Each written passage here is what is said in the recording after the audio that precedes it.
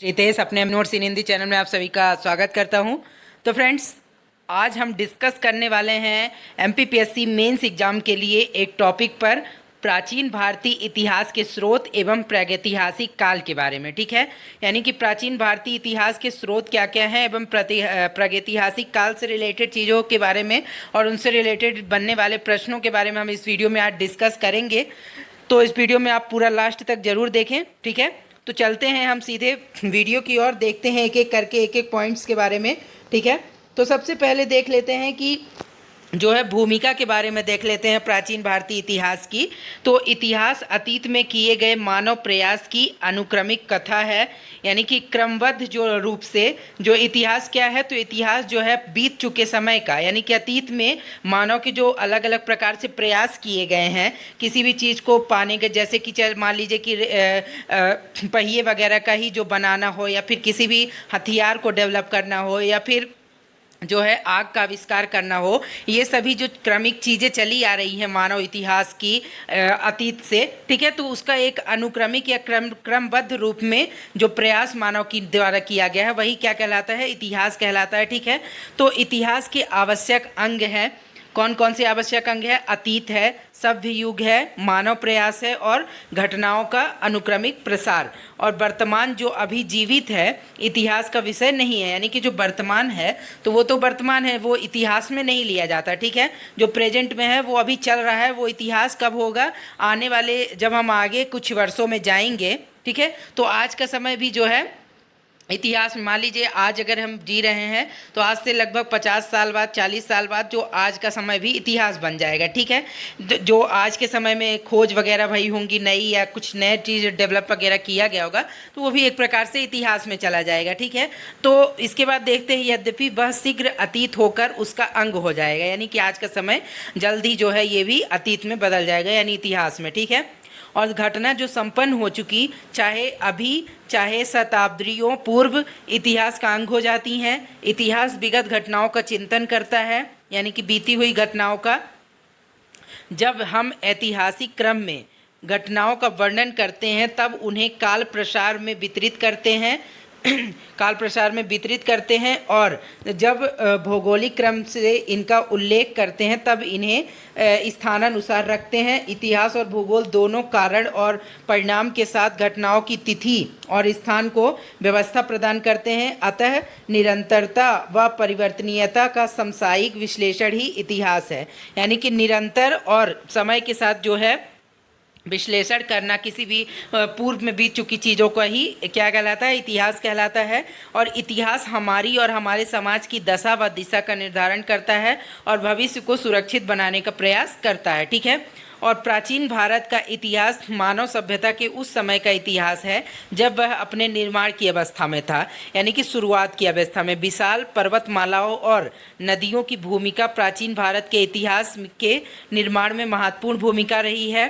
वर्तमान मानव का स्वरूप क्रमिक विकास का परिणाम है। इतिहासकारों ने अध्ययन हेतु सरलता की दृष्टि से इतिहास को कई भागों में वर्गीकृत किया गया है। ठीक है, यानी कि इतिहास के भी कई वर्ग विभाजित कर दिए गए हैं ताकि जो है आगे की पीढ़ी को समझने और उसके बारे में जानने में सरलता हो। ठीक है, चूँकि इतिहास उन बातों का वृत्तांत होता है जो भूतकाल में हुई हो, इसलिए मूलतः महत्वपूर्ण तथ्यों को चुनकर अतीत का पुनर्निर्माण करने को ही इतिहास कहते हैं। यानी कि इतिहास जो होता है भूतकाल में हुई बहुत सारी घटनाएं होती हैं, मतलब जैसे कि मान लीजिए कि आप इतिहास में हैं तो इतिहास में तो कई घटनाएं घटित होती हैं, लेकिन उसमें बहुत सी घटनाएं जो है महत्वपूर्ण होती हैं और कुछ घटनाएं ऐसी भी होती हैं जो महत्व की नहीं होती। तो कुछ महत्वपूर्ण तथ्यों को चुनकर ही जो अतीत का निर्माण किया जाता है, ठीक है, तो वही क्या कहलाता है, इतिहास कहलाता है। ये महत्वपूर्ण तथ्य हमारे लिए कई रूपों में सुरक्षित हैं जिन्हें हम इतिहास की सामग्री या स्रोत कहते हैं। तो क्या है कि प्राचीन भारतीय इतिहास जानने के स्रोत कौन कौन से हैं? तो प्राचीन भारतीय इतिहास जानने के स्रोत जो है अनेक और विविध प्रकार के हैं। कौन कौन से? तो प्राचीन भारतीय इतिहास जानने के जो स्रोत हैं, हमारे इतिहास के स्रोतों के क्षेत्र में किसी नदी के तट पर एक निर्जन टीले को खोद कर निकाले गए प्रागैतिहासिक काल के मनुष्य द्वारा जो पत्थर को काटकर बनाए गए गंडासों से लेकर भव्य इमारतों के भग्नावशेषों और राजकवि बाण के जो है हर्षचरित तक सभी प्रकार की चीज़ें शामिल है किसमें, इतिहास के अंतर्गत आ जाती है। ठीक है, और अपने अध्ययन की सुविधा के उद्देश्य से हम उन्हें छोटे मोटे रूप से जो है दो श्रेणियों में विभाजित कर सकते हैं। कौन कौन से? एक तो साहित्यिक और दूसरा पुरातत्व संबंधी सामग्री। यानी कि इतिहास को भी हम दो प्रकार से बांट सकते हैं, जिनका साहित्यिक रूप से प्रमाण उपलब्ध है, यानी कि बुक्स वगैरह में जो लिखे गए हैं। ठीक है, और ठीक है, जो अपनी कुछ बुक्स वगैरह कवियों के द्वारा या फिर जो भी लेखकों के द्वारा लिखी गई है इतिहास को बताने के लिए, एक तो भाग वो है और दूसरा पुरातत्व सामग्री, यानी कि जो पुरातात्विक चीज़ें मिली है, जैसे कि पुराने समय के जो पत्थर वगैरह से बने हथियार वगैरह हैं या गुफाएं हैं जहाँ पर चित्र वगैरह अंकित हैं, ये सभी चीज़ें जो हैं दो प्रकार से, इस प्रकार से इतिहास को बांटते हैं। और इन दो श्रेणियों को फिर और छोटी छोटी श्रेणियों में भी विभाजित किया जा सकता है। ठीक है, तो अब देखते हैं कि पहला जो है पुरातात्विक स्रोत, यानी पुरातात्विक स्रोत जो कि जिनसे इतिहास के बारे में पता चलता है। तो सबसे पहला पुरातात्विक स्रोत के अंतर्गत क्या आता है? अभिलेख। प्राचीन भारत के अधिकांश अभिलेख पाषाण शिलाओं, स्तंभों, ताम्रपत्रों, दीवारों तथा प्रतिमाओं पर उत्कीर्ण है। आप सभी ने देखा होगा कि कई, जब आप देखते हैं टूरिस्ट प्लेस वगैरह में जाते हैं, जैसे मान लीजिए कि एमपी का ही भीमबेटका वगैरह ले लीजिए, तो वहाँ पर आप जाएंगे तो वहाँ पर कुछ हमें चित्र वगैरह गुफाओं में अंकित मिलेंगे। ठीक है, जिससे ये पता चलता है कि आज से काफ़ी वर्ष, मतलब वर्षों पहले, लगभग 4-5 हज़ार वर्ष पहले वहाँ पर चित्रों के माध्यम से उस समय के लोगों के द्वारा अपनी कारीगरी या फिर अपनी जो सभ्यता के बारे में जो भी चीज़ों को उकेरा गया था, किसमें? पहाड़ों वगैरह में जो उस समय के लोग रहे थे। तो ये एक प्रकार से अभिलेख कहलाते हैं। ठीक है, चाहे वो शिलाओं में या स्तंभों में या फिर तांबे के पत्तों पर, दीवारों पर अंकित होते हैं। ठीक है, और सबसे प्राचीन अभिलेखों में मध्य एशिया के बोगाज कोई से प्राप्त जो है अभिलेख है। इस पर वैदिक देवता मित्र, वरुण, इंद्र और नाशत्य के नाम मिलते हैं। इनसे ऋग्वेद की तिथि ज्ञात करने में भी मदद मिलती है। किससे? बोगाज कोई करके एक अभिलेख है सबसे प्राचीन, कहाँ पर? मध्य एशिया में प्राप्त हुआ है ये। ठीक है, और भारत में सबसे प्राचीन अभिलेख अशोक के हैं, जो 300 ईसा पूर्व के लगभग हैं। और DR भंडारकर नामक विद्वान ने केवल अभिलेखों के आधार पर ही अशोक का इतिहास लिखने का सफल प्रयास किया है। यानी कि अशोक के जो वो मिले हैं, क्या मिले हैं? उनके अभिलेख मिले हैं, अभिषेक के जो अशोक के समय के, तो उससे ही जो है इतिहास लिखने में सफलता प्राप्त की गई है, अशोक के समय का इतिहास लिखने या उसके आगे पीछे का। ठीक है, इसके बाद अशोक के अभिलेख जो है ब्राह्मी, खरोष्टी, यूनानी तथा अरमाइक लिपियों में मिले हुए हैं।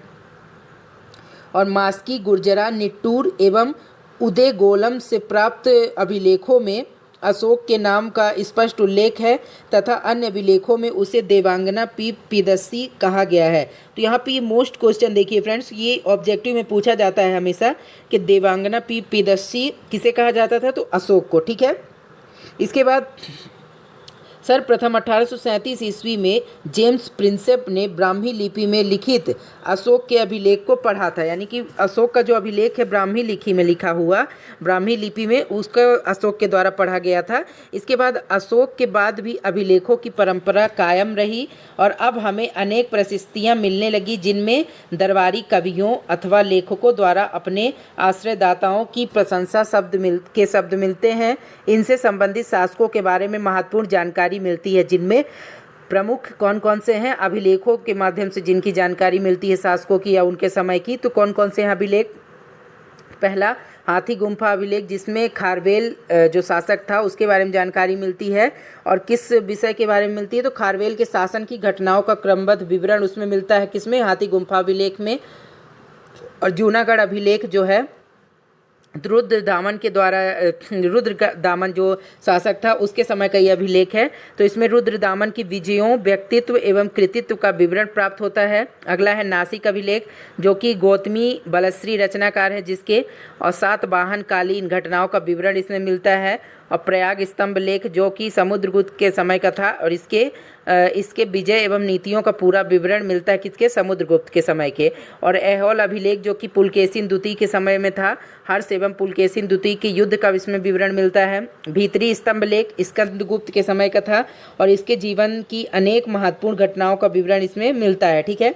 मंदसौर अभिलेख मालवा नरेश यशोधर्मन सैनिक उपलब्धियों का वर्णन मिलता है किसके, मालवा नरेश यशोधर्मन की, ठीक है। इसके बाद जो है गैर सरकारी लेखों में यवन राजदूत हेलियोडोरस का बेस नगर विदिशा से प्राप्त गरुड़ स्तंभ जो लेख है विशेष रूप से उल्लेखनीय है, जिससे जो है द्वितीय शताब्दी ईसा पूर्व में मध्य भारत में भागवत धर्म विकसित होने का प्रमाण मिलता है किससे, गरुड़ स्तंभ लेख से, ठीक है, जो कि हेलियोडोरस बेस नगर विदिशा से प्राप्त हुआ है, ठीक है। और नोट में क्या है महत्वपूर्ण नोट, तो अभिलेखों के अध्ययन को क्या कहते हैं, एपिग्राफी। तो एक नंबर के ऑब्जेक्टिव में ये भी पूछा जा सकता है कि अभिलेखों के अध्ययन को क्या कहा जाता है, तो एपिग्राफी कहा जाता है, ठीक है। इसके बाद जो है अब हम देखते हैं, इसमें हम देख लेंगे कि जो प्राचीन भारतीय इतिहास के अध्ययन जो है, प्राचीन भारतीय इतिहास के अध्ययन के स्रोत कौन कौन से हैं। तो प्राचीन भारतीय इतिहास के अध्ययन के स्रोत जो हैं ये देख लेते हैं इसमें क्या क्या है। तो इसमें है सबसे पहले पुरातात्विक स्रोत जो है या साहित्यिक स्रोत, और दो अलग अलग स्रोत हैं। पुरातात्विक स्रोत में क्या क्या है, अभिलेख, स्मारक एवं भवन, सिक्के, मूर्तियाँ, चित्रकला, मुहरें। और साहित्यिक स्रोत कौन कौन से हैं, तो पहला तो है भारतीय साहित्य, दूसरा विदेशी साहित्य, यानी कि भारत में जो साहित्य लिखे गए हैं उनके थ्रू जो इतिहास के बारे में जानकारी मिलती है एक तो वो, और जो विदेशियों के द्वारा साहित्य लिखे गए हैं उनके थ्रू जो इतिहास की जानकारी मिलती है एक वो, ठीक है। तो भारतीय इतिहास साहित्य कौन कौन से हैं प्रमुख, तो धार्मिक साहित्य, धर्मनिरपेक्ष साहित्य, संगम साहित्य। और विदेशी साहित्य कौन कौन से हैं, यूनान एवं रोम के लेखकों के साहित्य, चीनी लेखक, अरबी लेखक, ये सब इनके द्वारा जो लिखित साहित्य हैं वो सब, ठीक है। तो ब्राह्मण साहित्य के अंतर्गत क्या क्या आते हैं, वेद, ब्राह्मण ग्रंथ, आरण्यक, उपनिषद, वेदांग, उपवेद, षट दर्शन, महाकाव्य, पुराण, स्मृति। इनके जो अलग अलग पॉइंट्स है ये आप देख लीजिएगा और इसके आप चार्ट चाहे तो बना सकते हैं। इसके बाद बौद्ध साहित्य है जो कि सुत्त पिटक जिसमें आता है, विनय पिटक, अभिधम पिटक, मिलिंद पन्हो, बुद्धचरित, दिव्यवदान आदि। और जैन साहित्य भी है इसी तरह से, इसके भी कुछ अलग अलग पार्ट्स हैं जिनसे जो है भारतीय इतिहास के बारे में जानकारी मिलती है। इसी प्रकार से धर्मनिरपेक्ष जो धर्म से अलग साहित्य जो लिखे गए थे, जैसे कौटिल्य का अर्थशास्त्र, कल्हड़ की राज तरंगिणी, पाणिनि का अष्टाध्यायी, विशाखदत्त का मुद्रा राक्षस, कालिदास का विज्ञान शाकुंतलम, मालवी का अग्निमित्रम, रघुवंशम, मेघदूत, बाणभट्ट का हर्षचरित, कादम्बरी आदि। ये सभी जो हैं धर्मनिरपेक्ष साहित्य, यानी कि धर्म से रिलेटेड इनका कोई वो नहीं था, ये अलग प्रकार से ही लिखे गए थे, धार्मिक रूप से नहीं लिखे गए थे, ठीक है। ऐसे ही संगम साहित्य है जो कि दक्षिण के चीज़ों के बारे में वर्णन किया गया है, जिसमें तिरुकुरल ऐसे ही करके मणि मेखले, ये सभी चीज़ें आप देख लीजिएगा, इसके चार्ट भी आप बना सकते हैं। और विदेशी साहित्य में यूनानी एवं रोम के लेखकों द्वारा जो मेगास्थनीस थे, टॉलमी के द्वारा लिखे गए चीज़ें जो हैं, हेरोडोट्स के द्वारा, नियार्कस, अरिस्टोबुलस के द्वारा, या फिर चीनी लेखक फाहियान हेनसोंग, इनके द्वारा कुछ बुक्स वगैरह लिखी गई थी, या जो जिनको जो है भारतीय इतिहास के बारे में वर्णित करने के लिए। ठीक इसी तरह से अरबी लेखक जो थे उनके द्वारा भी कुछ जो बुक्स वगैरह लिखी गई थी, जिसमें भारतीय इतिहास का जो है अध्ययन कर सकते हैं हम और भारतीय इतिहास के बारे में जानकारी प्राप्त कर सकते हैं। अब देखते हैं, आगे देखते हैं, ठीक है। अगला आगे देखते हैं क्या है, तो आगे है स्मारक और भवन। स्मारक और भवन जो है क्या क्या है, तो स्मारक और भवन जो जिनसे जो है भारतीय इतिहास के बारे में जानकारी मिलती है। तो स्मारक और भवनों से जनता की आध्यात्मिकता तथा धर्मनिष्ठा का ज्ञान होता है। हड़प्पा और मोहनजोदड़ो की खुदाई से प्राप्त भवनों से 5500 वर्ष पुरानी सैंधव सभ्यता का पता चलता है। और नवीन शोध के अनुसार सिंधु घाटी सभ्यता लगभग 8000 साल पुरानी है, यानी कि जो आजकल स्रोत पता चलते हैं, तो आजकल की जो स्रोत से पता चलता है कि 8000 साल पुरानी सैंधव सभ्यता यानी कि सिंधु सभ्यता है, लेकिन पहले माना जाता था कि लगभग 5 से 6000 साल पुरानी है, ठीक है। तो जैसे जैसे नवीन खोजें होती जा रही है उनसे जो है समय का भी जो पता चलता जा रहा है कि काफ़ी पुरानी चीज़ें भी मिलती जा रही हैं। और इससे ये भी पता चल रहा है कि हड़प्पा सभ्यता की ही थी, तो इससे पता चलता है कि ये काफ़ी पुरानी सभ्यता थी, लगभग 8000 जैसे कि आजकल बताया जा रहा है, ठीक है।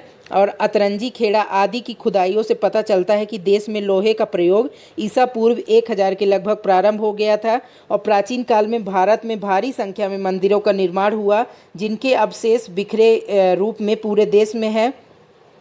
महलों और मंदिरों की शैली से वास्तुकला के विकास का जो विकास पर पर्याप्त प्रकाश पड़ता है। विभिन्न स्थानों से प्राप्त मंदिर जैसे देवगढ़ का दशावतार मंदिर जो कि झांसी में है, और भीतर गांव का मंदिर कानपुर में, अजंता की गुफाएं के चित्र, सुल्तानगंज से प्राप्त बुद्ध की ताम्र मूर्ति आदि से हिंदू कला एवं सभ्यता के पर्याप्त विकसित होने के प्रमाण मिलते हैं। यानी कि अलग अलग जैसे मंदिर वगैरह हो या फिर कोई भी जो पुरानी चीज़ें हैं, ठीक है, उनसे जो है उनके अवशेष जो आज भी मिलते हैं उससे पता चलता है हमारे प्राचीन काल के इतिहास के बारे में, ठीक है। और उत्तर भारत के जो मंदिर हैं, उत्तर भारत के मंदिर जैसे नागर शैली में जो बने हुए हैं, मध्य भारत के मंदिर बेसर शैली में तथा दक्षिण भारत के मंदिर द्रविड़ शैली से निर्मित हैं। इनसे भी हमारे इतिहास के बारे में पता चलता है कि हमारे देश में जो हमारे भारत में 3 प्रकार की शैलियों से निर्मित मंदिर जो है बनाए जाते थे। नागर शैली में जो उत्तर भारत में बनते थे, मध्य भारत में किस प्रकार के मंदिर बनाए जाते थे किस शैली में, तो बेसर, और ठीक वैसे ही दक्षिण भारत में द्रविड़ शैली में मंदिरों का निर्माण किया जाता था पहले। और दक्षिण भारत में तंजौर का राजराजेश्वर मंदिर द्रविड़ शैली तथा उत्तर भारत में खजुराहो का कंदरिया महादेव का मंदिर नागर शैली का उत्कृष्ट उदाहरण है। यानी कि ये प्रमुख रूप से बनाए गए जो मंदिर हैं ये बहुत अच्छे उदाहरण हैं किसके, नागर शैली और द्रविड़ शैली के, ठीक है। भारत के अतिरिक्त दक्षिण पूर्व एशिया के अनेक द्वीपों से हिंदू संस्कृति से संबंधित स्मारक मिलते हैं। इनमें मुख्य रूप से जावा का बोरोबुदुर स्तूप यानी कि महायान बौद्ध स्तूप जो है तथा कंबोडिया के अंकोर वाट मंदिर का उल्लेख किया जा सकता है, जो कि कंबोडिया का अंकोर वाट मंदिर दुनिया का सबसे बड़ा मंदिर है, ठीक है। ये भी आप जान लीजिएगा, ठीक है। सिक्के का जो है, अब सिक्के जो प्रमुख रूप से प्राचीन सिक्के मिलते हैं अलग अलग समय के, उससे भी हमारे इतिहास के बारे में कुछ जानकारियाँ मिलती हैं। जैसे अभिलेख, स्मारक और भवन के अतिरिक्त प्राचीन राजाओं द्वारा ढलवाए गए सिक्कों से भी प्रचुर ऐतिहासिक जानकारी उपलब्ध होती है, ठीक है। यानी कि जो सिक्के हैं अलग अलग प्रकार के, चाहे वो सोने से बने हो, चांदी से बने हो या फिर तांबे के बने हो या पीतल के बने हो, उससे भी इतिहास के बारे में हमें जानकारी देखने को मिलती है, ठीक है।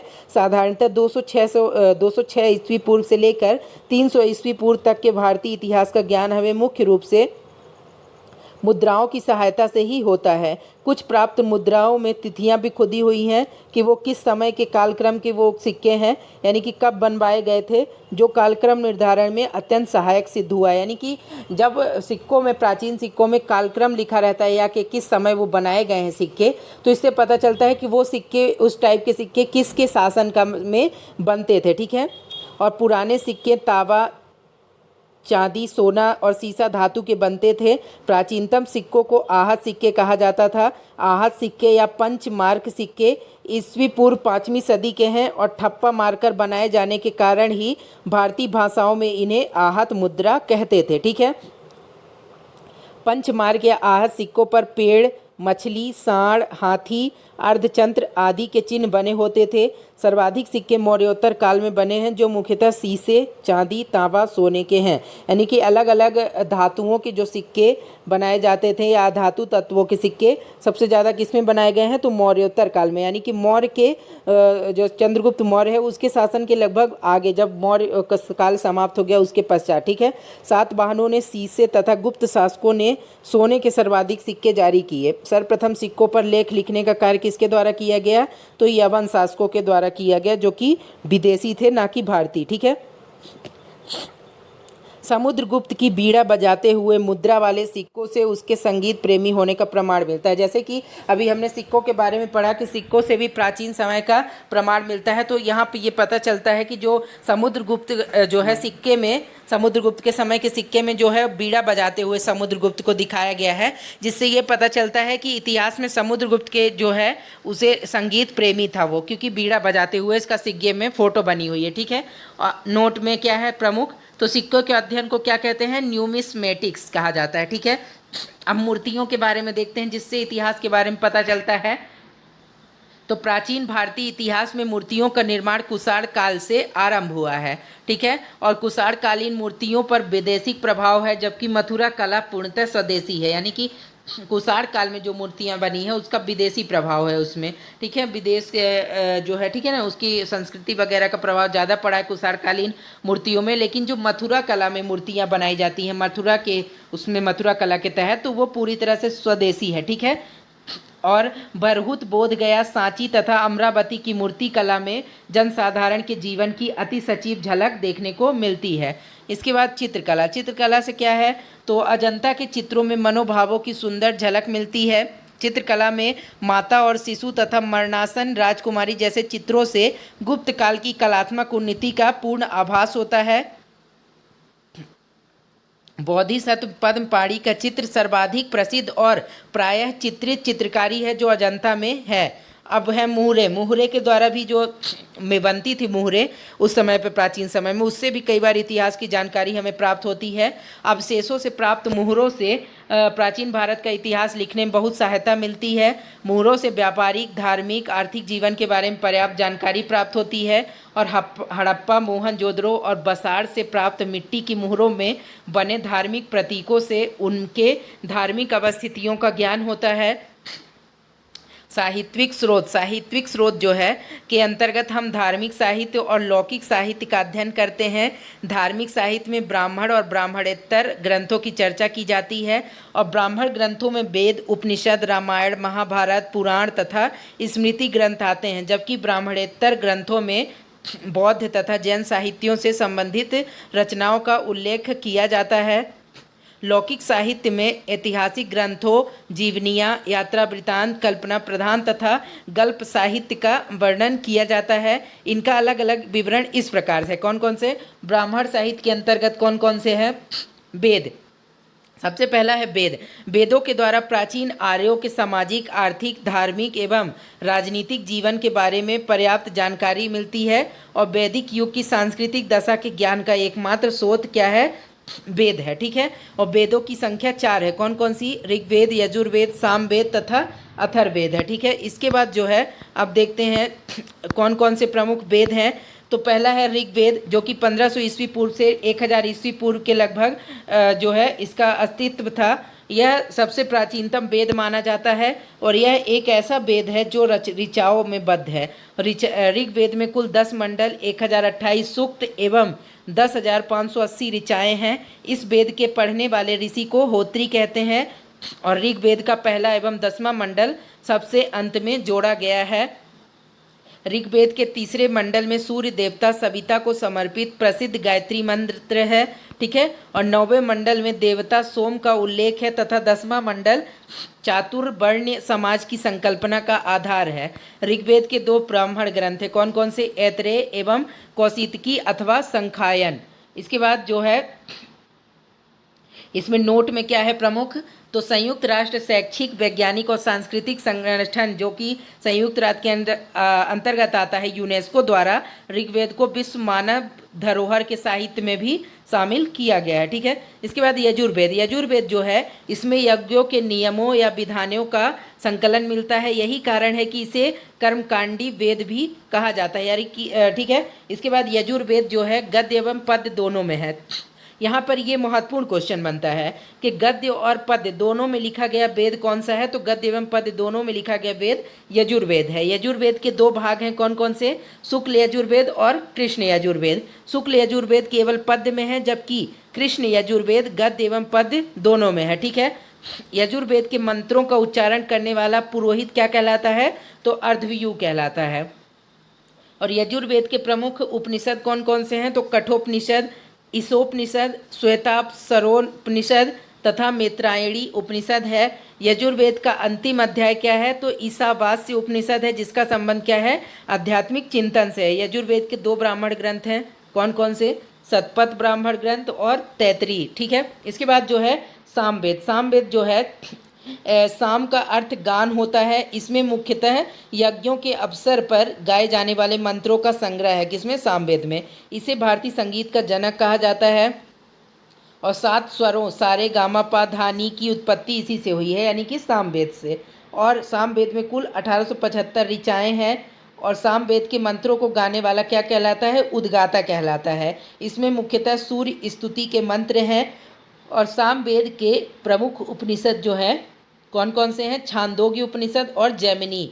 और सामवेद का ब्राह्मण ग्रंथ कौन कौन सा? पंचविश ब्राह्मण और षड्विश ब्राह्मण है। अथर्ववेद जो है, अब अथर्ववेद के बारे में देख लेते हैं, जो कि चौथा वेद है। इसकी रचना अथर्व तथा अंगिरस ऋषि द्वारा सभी ग्रंथों के बाद में की गई और इसलिए इसे अथर्वांगिरस वेद भी कहा जाता है। इसमें 731 सूक्त, 20 अध्याय तथा लगभग 6000 मंत्र हैं, ठीक है। और इसके बाद इसमें ब्रह्मा ज्ञान, धर्म, समाज निष्ठा, औषधि प्रयोग, रोग निवारण, जादू टोना, तंत्र मंत्र आदि अनेक विषयों का वर्णन है। अथर्ववेद का एकमात्र ब्राह्मण ग्रंथ कौन सा है? तो गोपथ है। और अथर्ववेद के उपनिषद कौन कौन से हैं? मुंडोकनिषद, प्रश्नोपनिषद तथा मांडूक्योपनिषद। और मांडूक्योपनिषद से ही भारत का राष्ट्रीय आदर्श वाक्य सत्यमेव जयते लिया गया है और इसमें सभा और समिति को प्रजापति की 2 पुत्रियां कहा गया है। और नोट, इन 4 वेदों को क्या कहा जाता है? संहिता कहा जाता है। तो जो ये 4 वेद हैं, ऋग्वेद, अथर्ववेद, सामवेद और यजुर्वेद, इन चारों को सम्मिलित रूप से क्या कहा जाता है? तो संहिता कहा जाता है, ठीक है। अब आगे है ब्राह्मण, आरण्यक तथा उपनिषद। संहिता के पश्चात यानी कि चारों वेदों के पश्चात ब्राह्मण, आरण्यक तथा उपनिषद का स्थान आता है और इनसे उत्तर वैदिक कालीन समाज तथा संस्कृति के विषय में महत्वपूर्ण जानकारी प्राप्त होती है। यानी कि जो चारों वेद थे उनसे तो वैदिक कालीन जानकारी प्राप्त होती है, लेकिन आगे जो ब्राह्मण, आरण्यक तथा उपनिषद हैं इनसे उत्तर वैदिक कालीन यानी कि वैदिक काल के बाद के समय के बारे में जानकारी मिलती है। ब्राह्मण ग्रंथ वैदिक संहिताओं की व्याख्या के लिए गद्य में लिखे गए हैं और प्रत्येक संहिता के लिए अलग अलग ब्राह्मण ग्रंथ लिखे गए हैं जो तालिका में क्रमशः उल्लिखित हैं। जैसे ऋग्वेद के जो है, ऋग्वेद को समझाने के लिए कौन कौन से ब्राह्मण लिखे गए हैं? तो ऐतरेय एवं कौशितकी ब्राह्मण। यजुर्वेद को समझाने के लिए तो शतपथ, तैतरी ब्राह्मण। सामवेद जो है पंचविश और षड्विश ब्राह्मण। अथर्ववेद के माध्यम से गोपथ ब्राह्मण अथर्ववेद के लिए लिखा गया है, ठीक है। अब देखते हैं वेदांग तथा सूत्र, यानी कि वेदों के अंग जिन्हें कहा जाता है तो वो वेदांग होते हैं। और वेदों को भली भांति समझने के लिए 6 वेदांगों की रचना की गई है। कौन कौन से? शिक्षा, ज्योतिष, कल्प, व्याकरण, निरुक्त, छंद। ये वेदों के शुद्ध उच्चारण तथा यद्यापि करने में सहायक होते हैं। यानी कि यदि जिन्हें वेद जो है संस्कृत में लिखे गए हैं तो यदि उन्हें जिनको वेद समझ में नहीं आते हैं उन्हें समझने के लिए वेदांग वगैरह का रचना की गई है जो वेदों को अच्छी तरह से समझा पाते हैं, ठीक है। सरल भाषा में जिनका वर्णन किया गया है वेदांग में, ठीक है। इसी प्रकार वैदिक साहित्य को अक्षुण्ण बनाए रखने के लिए सूत्र साहित्य का प्रणयन किया गया। स्तोत्र सूत्र, ग्रह सूत्र तथा धर्म सूत्रों के अध्ययन से हमें यज्ञ विधि विधानों, कर्मकांडों तथा राजनीति विधि एवं व्यवहार से संबंधित महत्वपूर्ण जानकारी प्राप्त करते हैं। अब अगला है महाकाव्य। महाकाव्य जो है वैदिक साहित्य के बाद भारतीय साहित्य में महाकाव्यों का समय आता है। इसमें रामायण और महाभारत प्रमुखतः शामिल हैं। रामायण हमारा आदि काव्य है जिसकी रचना महर्षि वाल्मीकि ने की थी। इससे हमें हिंदुओं तथा यवनों और शकों के संघर्ष का वर्णन मिलता है। महाभारत की रचना वेदव्यास ने की थी। इससे प्राचीन भारतवर्ष की सामाजिक, धार्मिक और राजनीतिक दशा का वर्णन मिलता है। और ऐतिहासिक दृष्टि से महाकाव्यों को विशेष महत्व नहीं दिया जाता क्योंकि इसमें वर्णित कथाओं में कल्पना का समावेश अधिक होता है। यानी कि जो कल्पित चीज़ें हैं या कल्पना करके की गई चीज़ें हैं उनका समावेश अधिक देखने को मिलता है किसमें? महाकाव्यों में, ठीक है। अब पुराण जो है, पुराणों में प्राचीन भारतीय इतिहास का अच्छा क्रमबद्ध वर्णन मिलता है और पुराणों की संख्या कितनी है? तो 18 है, ठीक है। इसके बाद देखते हैं पुराणों के रचयिता एवं संकलनकर्ता लोमहर्ष तथा उनके पुत्र उग्रसभा को माना जाता है। पुराणों में क्या है?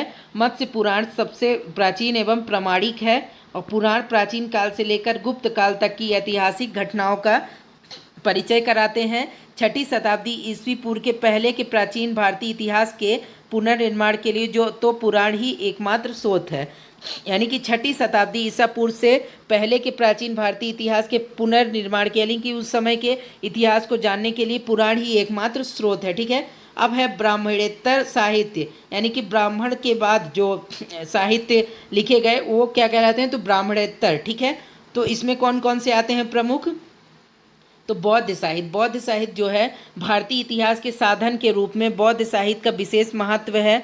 बौद्ध साहित्य ग्रंथों में त्रिपिटक सबसे महत्वपूर्ण है। त्रिपिटक जो है बुद्ध की शिक्षाओं का संकलन है। इसे 3 भागों में विभाजित किया गया है। कौन कौन से? विनय पिटक, सुत्त पिटक और अभिधम्म पिटक। ठीक है। इसके बाद विनय पिटक जो है संघ संबंधी नियम तथा आचार संबंधी शिक्षाओं का संग्रह है, यानी कि इसमें नियम कानूनों के बारे में बताया गया है विनय पिटक में। और सुत्त पिटक में जो है धार्मिक सिद्धांतों तथा धर्म उपदेश के संग्रह है, यानी कि धर्म उपदेश को जो दिए जाते हैं बौद्ध धर्म में, या धार्मिक सिद्धांत बौद्ध धर्म का क्या क्या है, तो वो सुत्त पिटक में बताया गया है। वहीं अभिधम्म पिटक जो है दार्शनिक सिद्धांतों का संग्रह है। वैसे ही बौद्ध ग्रंथ जो पाली भाषा में लिखे गए और बौद्ध ग्रंथों से संबंधित जातकों में बुद्ध से संबंधित घटनाओं का वर्णन है। दीपवंश तथा महावंश नामक 2 पाली ग्रंथों से मौर्यकालीन इतिहास के विषय में जानकारी मिलती है। नागसेन द्वारा रचित मिलिंद पन्हो पाली भाषा में रचित महत्वपूर्ण ग्रंथ है। इसमें हिंद यवन शासक मिनांडर के विषय में सूचनाएं मिलती हैं। बौद्ध धर्म के हीनयान संप्रदाय का प्रमुख ग्रंथ क्या है? कथा वस्तु है, जिसमें महात्मा बुद्ध का जीवन चरित्र अनेक कथानकों के साथ वर्णित है। महायान संप्रदाय के ग्रंथ ललित विस्तर, दिव्यवदान आदि हैं।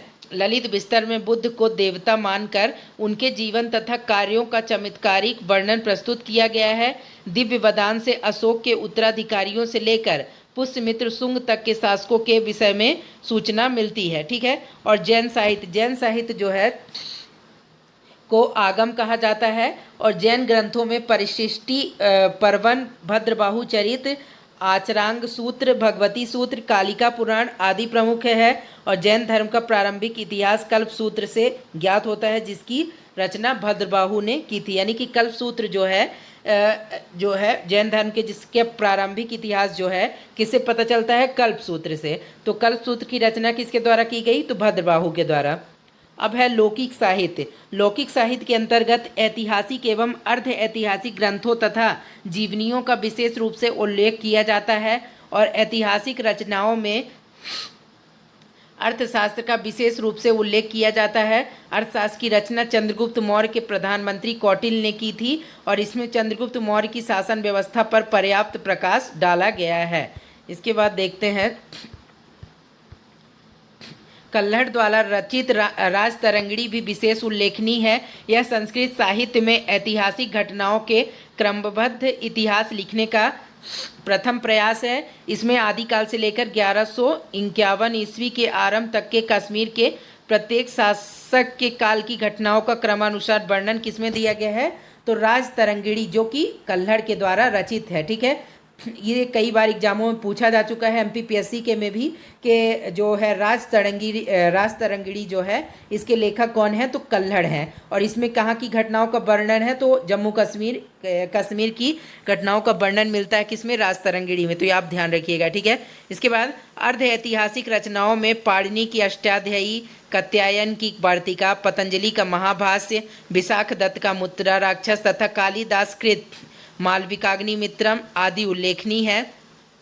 ऐतिहासिक जीवनियों में अश्वघोष कृत बुद्धचरित, बाणभट्ट का हर्षचरित, बागपति का गोडवाहो, बिल्हड़ का विक्रमांक देवचरित, संध्याकर नंदीकृत रामचरित, हेमचंद्रकृत कुमारपाल चरित, जयानकृत पृथ्वीराज विजय आदि महत्वपूर्ण है। प्रमुख साहित्यिक रचनाएं जो कौन कौन सी हैं? तो रचनाएं में जो है रचना अष्टाध्यायी जो कि पाणिनि के द्वारा रचित है और इसमें व्याकरण ग्रंथ के बारे में इसमें विशेष तथ्य है। मुद्रा राक्षस जो कि विशाख दत्त के द्वारा रचित और इसमें मौर्य काल के बारे में जानकारी मिलती है। महाभाष्य जो कि पतंजलि के द्वारा लिखा गया है, इसमें पुष्यमित्र शुंग के विषय में जानकारी मिलती है। कथा सरित सागर जो कि सोमदेव को द्वारा लिखित है, मौर्य काल के विषय में जानकारी मिलती है। बृहद कथा मंजरी जो कि क्षेमेंद्र के द्वारा लिखा है, मौर्य काल के विषय में जानकारी मिलती है। अर्थशास्त्र कौटिल्य के द्वारा लिखा गया है, जिसमें मौर्य काल के बारे में ही प्रकाश पड़ता है, यानी कि जानकारी मिलती है। नीतिसार जो कि कामंदक के द्वारा लिखी गई है, गुप्तकालीन के समय की जानकारी मिलती है। मालविकाग्निमित्रम कालिदास के द्वारा लिखित शुंग वंश के बारे में मिलती है जानकारी। मृच्छकटिकम शूद्रक यानी कि गुप्त काल के समाज के बारे में जानकारी मिलती है। हर्षचरित बाणभट्ट के द्वारा लिखी गई है और हर्ष की उपलब्धियों का वर्णन इसमें मिलता है।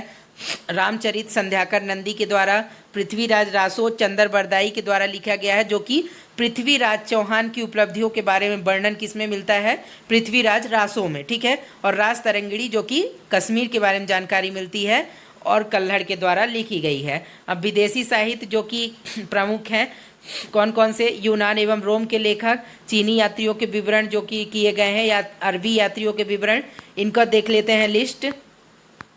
तो सबसे पहले देखते हैं यूनान एवं रोम के लेखकों के द्वारा जो प्रमुख रूप से बताई गई हैं चीज़ें। तो यूनान के प्राचीन लेखकों में टेसियस या हेरोडोट्स के नाम प्रसिद्ध हैं। टेसियस जो है ईरान का राज्य वैद्य था। टेसियस के वर्णन में अधिकांशतः कल्पित कहानियाँ यानी कि कल्पना पर बनी, सही ज़्यादातर नहीं थी, ठीक है, इस तरह से जो पूर्णतः अविश्वसनीय है।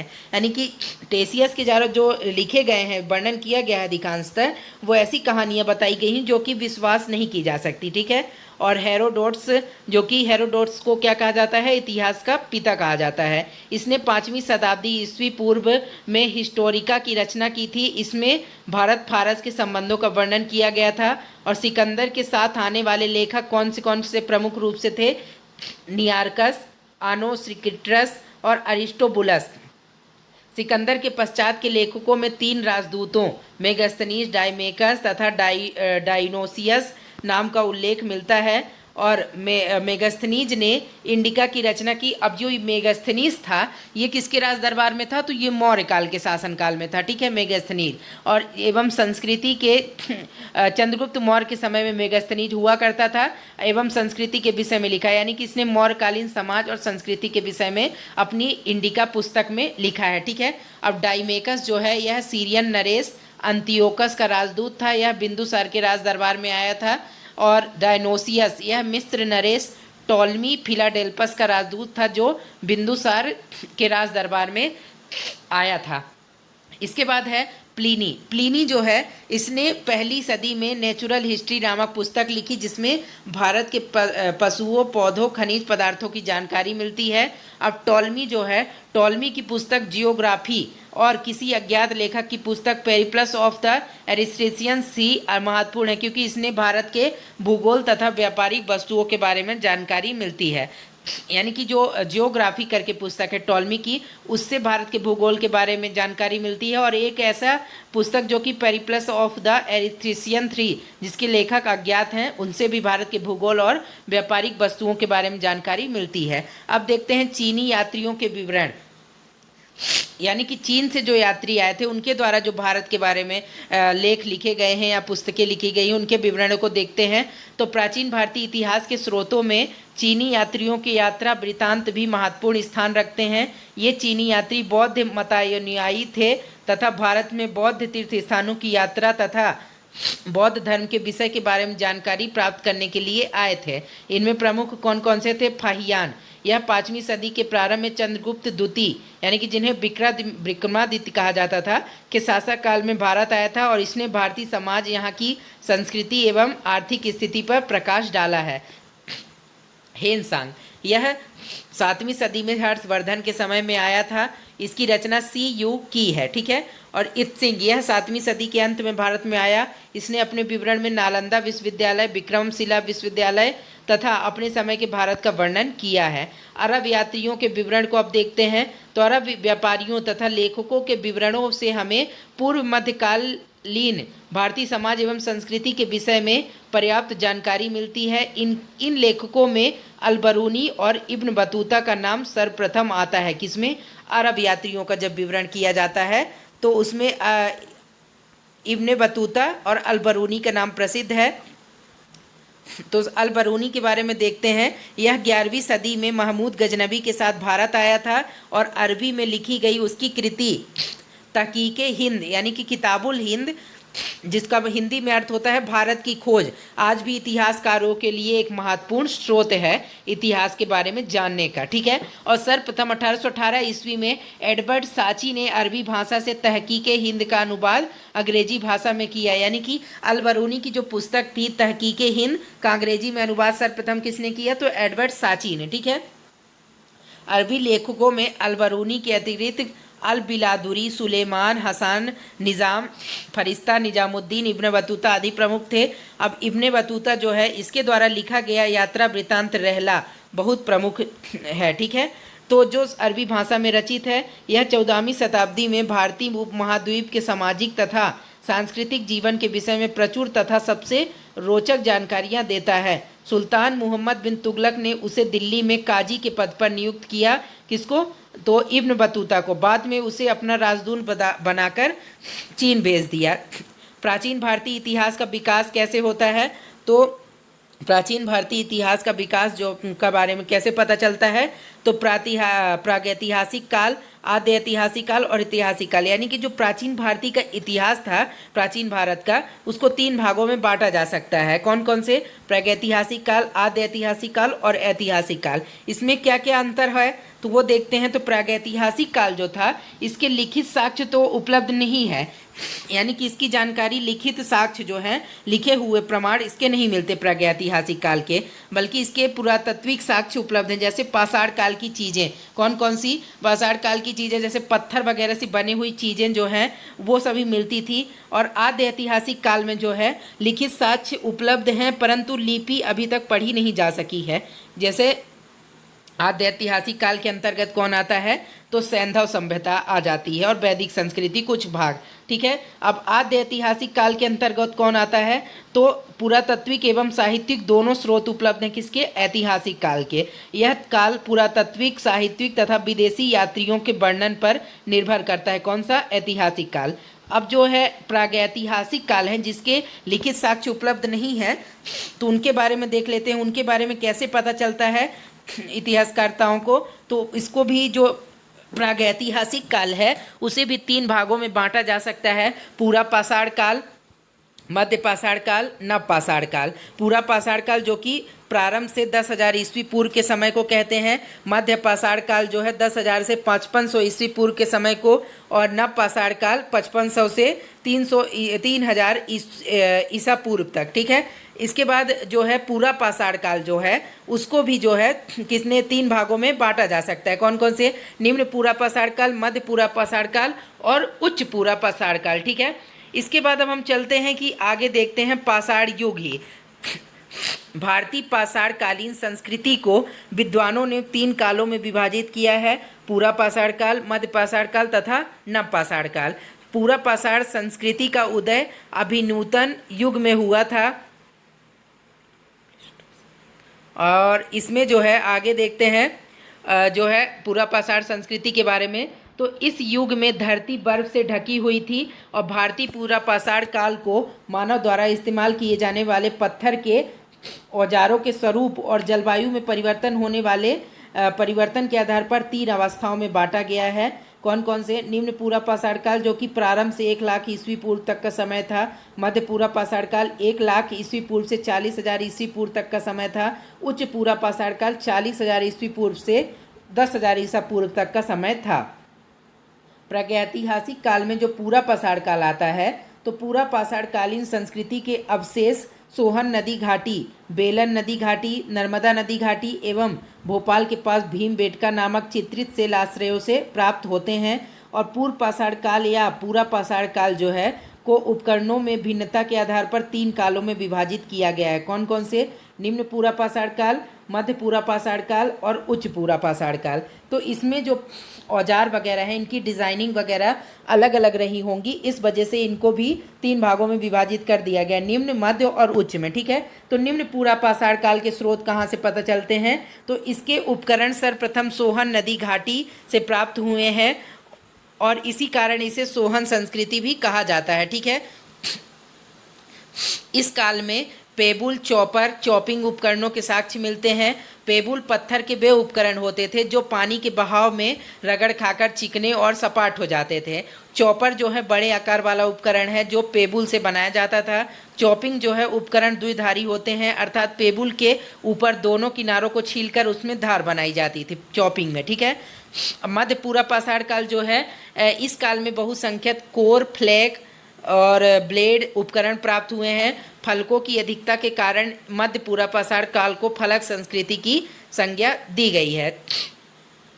तो क्वेश्चन ऑब्जेक्टिव में पूछा जा सकता है कि फलक संस्कृति की संख्या जो है किस पूरा पाषाण काल को दी गई है, तो मध्य पूरा पाषाण काल को। इसके बाद मध्य पूरा पाषाण काल के औजारों का निर्माण अच्छे प्रकार के क्वार्टजाइट पत्थरों से किया गया है। और मध्य पूरा पाषाण काल के उपकरण महाराष्ट्र में नेवासा, झारखंड में सिंध भूमि, उत्तर प्रदेश में चकिया, बेलन घाटी जो है इलाहाबाद में, मध्य प्रदेश के भीमबेटका गुफाओं तथा सोन घाटी, गुजरात के सौराष्ट्र क्षेत्र में, हिमाचल के व्यास में बाणगंगा तथा सिरसा घाटियों आदि विविध पुरास्थलों से प्राप्त होते हैं क्या, मध्य पूरा पाषाण काल के जो हथियार वगैरह जो थे, ठीक है, उपकरण वो।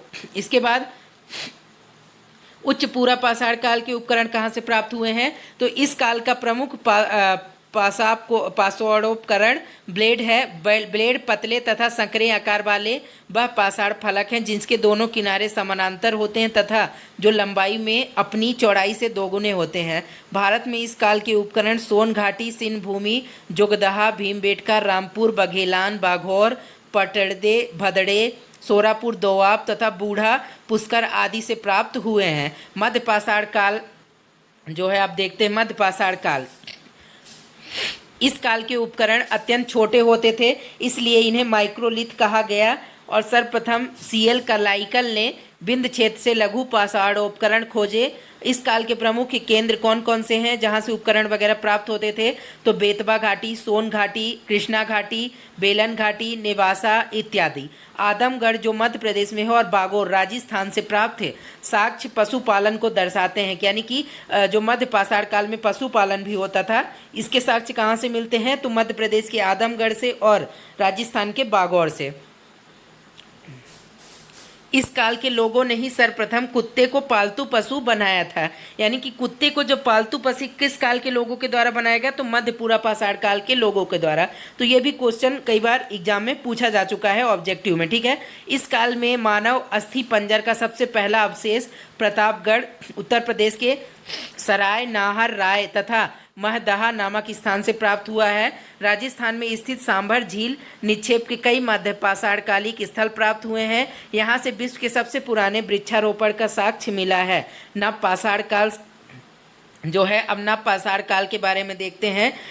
भारतीय उपमहाद्वीप में प्राचीनतम नव पाषाणकालिक बस्ती मेहरगढ़ जो कि पाकिस्तान के बलूचिस्तान प्रांत में स्थित है, जिसकी जो तिथि है यानी कि समय जो है नव पाषाण काल का कब से कब तक माना जाता है, तो 7000 ईस्वी पूर्व से मानी जाती है, ठीक है। यानी कि 7000 ईसा पूर्व से पहले का समय जो है नव पाषाण काल का माना जाता है, ठीक है। इसके बाद इस काल के प्रमुख केंद्र कौन कौन से हैं, बेलन घाटी उत्तर प्रदेश, रेणु गुंटा आंध्र प्रदेश, सोन घाटी मध्य प्रदेश, सिंध भूमि झारखंड इत्यादि। नव पाषाण कालीन स्थल जो कौन कौन से हैं, प्रमुख बुर्ज होम जो कि जम्मू कश्मीर में है, गुफकराल से अनेक गर्ताबास मृदभांड हड्डी के औजार प्राप्त हुए हैं। चिरांत जो कि बिहार से प्रचुर मात्रा में हड्डी के उपकरण पाए गए हैं जो मुख्य रूप से हिरण के सींगों के हैं। और कोल्डिहाबा जो कि इलाहाबाद से चावल का प्राचीनतम साक्ष्य प्राप्त हुआ है, ये भी नव पाषाण काल का ही समय है। नव पाषाणकालिक संस्कृति अपनी पूर्वगामी संस्कृतियों की अपेक्षा अधिक विकसित थी। इस काल का मानव न केवल खाद्य पदार्थों का उपभोक्ता था वरन उत्पादक भी था। वह कृषि कर्म और पशुपालन से पूर्णतः परिचित हो चुका था, यानी कि इस समय कृषि वगैरह का कार्य शुरू हो गया था नव पाषाण काल में, और पशुपालन का भी कार्य जोर शोर से किया जाने लगा था। और यहाँ पाए गए उपकरणों में कुल्हाड़ी, बंसुली, छेनी, खुरपी, कुदाल, हथौड़े आदि प्रमुख थे, यानी कि नव पाषाण काल के समय में, ठीक है। अब देखते हैं आगे आद्य ऐतिहासिक काल। पाषाण युग की समाप्ति के बाद धातुओं के युग का प्रारंभ हुआ, यानी कि धातुओं से जो हथियार वगैरह बनाए जाने लगे थे। इस युग को आद्य ऐतिहासिक काल या धातु काल कहा जाता है। हड़प्पा संस्कृति तथा वैदिक संस्कृति की गणना इस काल से ही की जाती है, यानी कि आद्य ऐतिहासिक काल को ही जो है के अंतर्गत ही हड़प्पा सभ्यता और वैदिक संस्कृति की गणना की जाती है, ठीक है। माना जाता है कि हड़प्पा संस्कृति और वैदिक संस्कृति आद्य ऐतिहासिक काल में ही इसे रखा जाता है, ठीक है। गैरिक और कृष्ण लोहित मृदभांड इस काल से संबंधित हैं। ईसा पूर्व और ईस्वी वर्तमान में प्रचलित ग्रेगोरियन कैलेंडर, ईसाई कैलेंडर या जूलियन कैलेंडर ईसाई धर्मगुरु ईसा मसीह के जन्म पूर्व पर आधारित है। ईसा मसीह के जन्म के पहले के समय को ईसा पूर्व यानी कि जो हड़प्पा सभ्यता वगैरह थी, ठीक है, तो ये सभी जो ईसा पूर्व, उसमें आपने देखा होगा कि किसी भी जब सन को लिखा जाता है तो जब ई और पू लिखा रहता है उसमें ईसा पूर्व, तो उसका मतलब होता है कि जब ईसा मसीह जो हुए थे उनके जन्म से लगभग, जैसे मान लीजिए कोई भी 300 ईसा पूर्व लिखा है, तो यानी कि 300 ईसा पूर्व मतलब कि होता है कि ईसा मसीह के जन्म से लगभग 300 साल पहले, ठीक है। तो बिफोर क्राइस्ट यानी कि before the birth of Jesus Christ कहा जाता है ईसा पूर्व। इसमें वर्षों की गिनती उल्टी होती थी, यानी कि जैसे कि अभी सन जो है 2000 अभी 20 चल रहा है, फिर 2021 आया, 22 आया, ठीक है, तो इस प्रकार से 2023-24 आएगा। लेकिन जब ईसा पूर्व से पहले का समय चलता था तो वो उल्टा चलता था, रिवर्स में, यानी कि उस समय जो मान लीजिए कि 300 ईस्वी आता था तो इसके बाद जो है 299 आता था, फिर 298, 297, यानी कि उल्टा क्रम चलता था उसमें, ठीक है।